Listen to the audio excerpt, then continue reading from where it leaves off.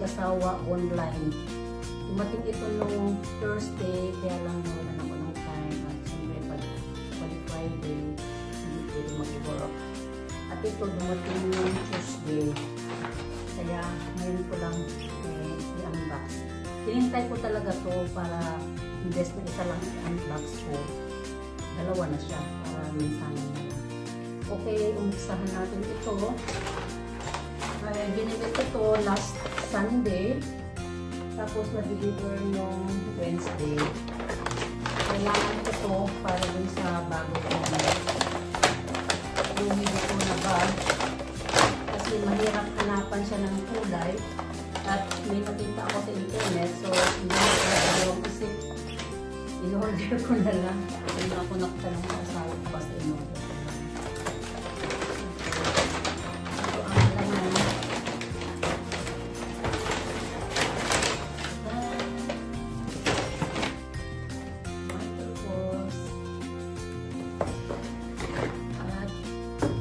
Ganda ng ano, nakapak pa siya.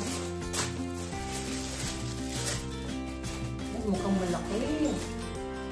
Ito siya, guys.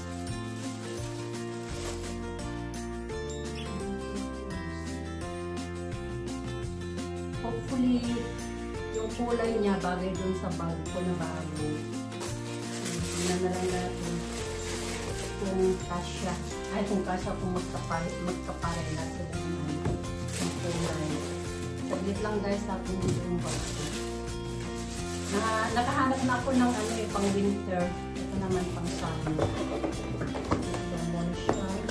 At tingnan natin kung bagay ba dun sa bag ko na ba. Wait lang. Ayan o. Empty talaga siya. Okay. Kunin ko lang yung bag ko guys. Wait lang.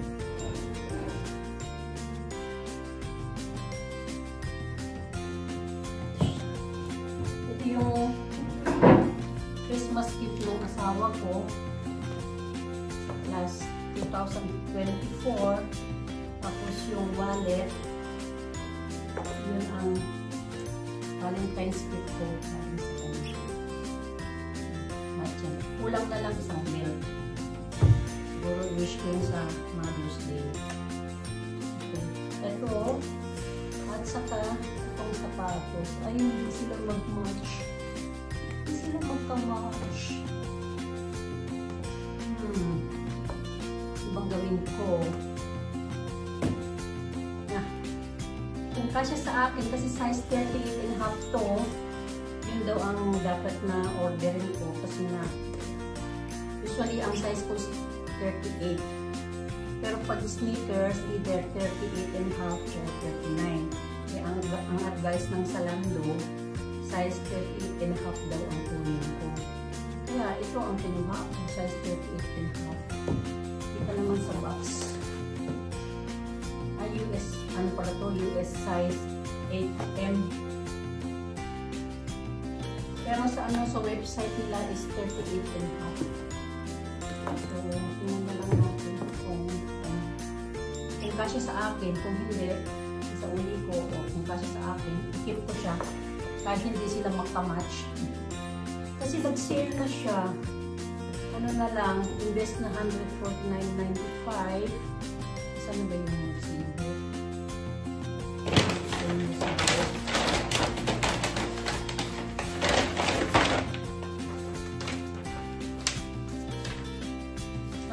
Ano na lang siya, ang presyo niya is $104.95.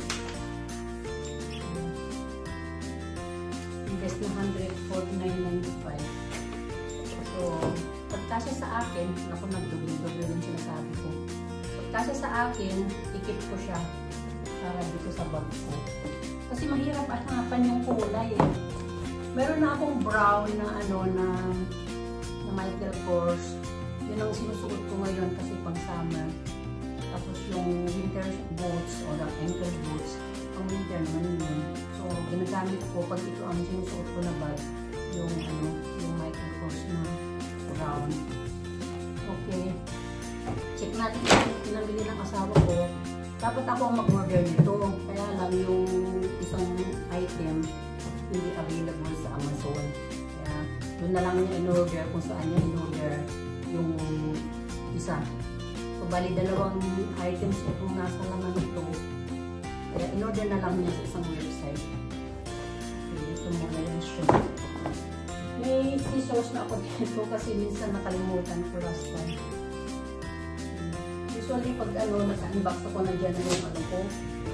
Yung scissors ko nakalimutan ko the other day.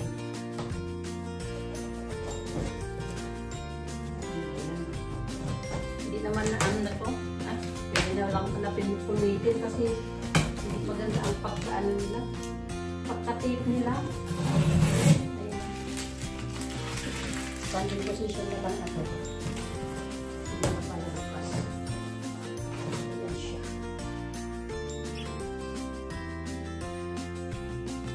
Ewan ko kung ito yung in-order niya o isa sa mga items na binigyan ko. Ang daming ang daming packaging materials. Puno. Amoy papel. Tapos, bumili siya ng mga plastic pots para sa seedlings. Kasi nag-umpisa na siyang magpatubo ng mga seeds. Tapos, ito ang in-order niya. Tatlo. Pali ito, ang isang pack is 18. 18 times, so bali 36 na small pots, plastic pots. At hala, sira siya. Hala ka, dalawa. Sira, oh. Sira. Yung sa may corner. Sira siya. Ay, ano ba yan? Hindi kasi sila hindi sila tatlo lahat. Sira. Ayan, oh. Tatlong piraso, sira siya. Ano yan, sa uli or ikip na lang. Ayan, oh. Pangatlo. Bali, tatlo siya. Tapos meron din siyang para sa sa baba. Ayan, oh. Ayan yung plastic na nabasag. Dalawa. Meron pa isa dito, oh. Yung pangatlo, wala. Tapos ito yung parang sa ilalim ba. So, bali, ang mangyari, ganyan siya.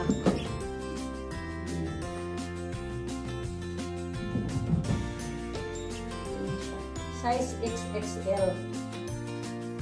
Bali, pwedeng ilagay ang 24 pieces na small pots.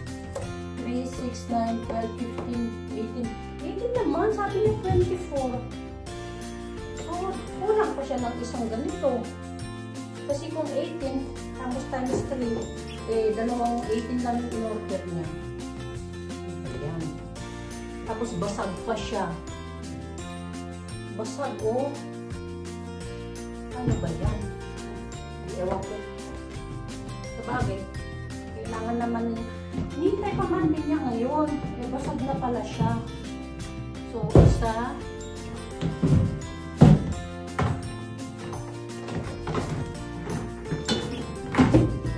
Dalawa.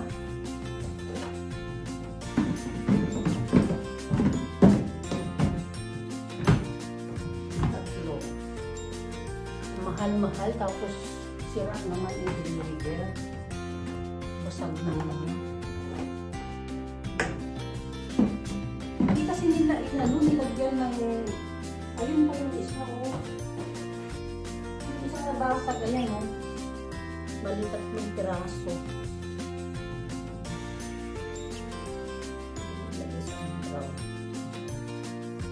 Yan yung 3 na basag sa corner. Kaya ayan, 24 daw pwede ilagay. 24 nga ba pwede ilagay? Ayaw ko naman tanggalin ito kasi baka hindi kasya. Okay. Pasensya na may ginuubo ako kasi nagkasakit ako after na galing kami ng Amerika. Tapos hanggang ngayon, matagal mawala yung ubo ko. Kaya hanggang ngayon ito ubo ko yun. Pero medyo okay na ako ngayon kumpara sa nung kararating na namin darating dito. Sa trangkaso ko. Okay guys. Tapos din ako sa pag-unboxing ng ating pinamili online ng shoes. Saka itong in-order ng asawa ko na nasira naman. Sayang. Hopefully na pwede pa niya gamitin kahit nasira siya. Kahit na nabasag yung corner. Yung corner lang naman ang nabasag. Mabuti yung yung nito, intact pa sila. Yun lang yung corner ang nabasag. Hindi kasi nila dapat binalot nila ng papel yung ekid, yung corner, para kahit mauntog-untog, hindi mabasag. Hindi sila maingat na kung nagdada na naman ang uma. Maraming salamat sa inyo guys sa panunod ng ating unboxing. Pinamili namin dalawa ng asawa ko. At syempre, nagpapasalamat ako sa aking mga subscribers, sa aking mga supporters, lalo na sa pamilya ko sa Pilipinas, sa taga-Tumawili, sa pamilya Jacos. Pasensya na guys, ang family ko sa Pilipinas kasali na kayo dun sa Jacos family. Sa family ko sa Pampanga, family ko sa Manila, and of course, family ko sa Macau. Maraming salamat sa inyo guys at lagi kayo nakasuporta sa akin. And of course, sa mga teams na sinalihan ko, bali 4 na yung teams na sinalihan ko. I will not name names na guys kasi alam niyo na kung sino yung mga teams na kasi nagpapalit ako ng mga teams. Ngayon, 4 na yung teams ko, dati 3 lang. Sumali ako sa panibago sa isang bagong team. 1 week pa lang ako sa kanila. Okay, hanggang sa susunod guys. Maraming salamat sa inyo lahat. Lalo na kay Lord at binigyan niya ako ngayon ng panibagong buhay kasi nagpasakit ako ng grabe galing kami. Yung ubo ko after ng parang nagkaroon ako ng food poisoning. Grabe, malala. Pero thank God at nakayanan ko, asawa ko din. So, thank God at parang bagong buhay ang nangyari sa akin. Ang asawa ko, like, might lang yun sa kanya, pero yung sa akin, grabe talaga. Okay, nagdada na naman ako, Thank you guys, and God bless you all.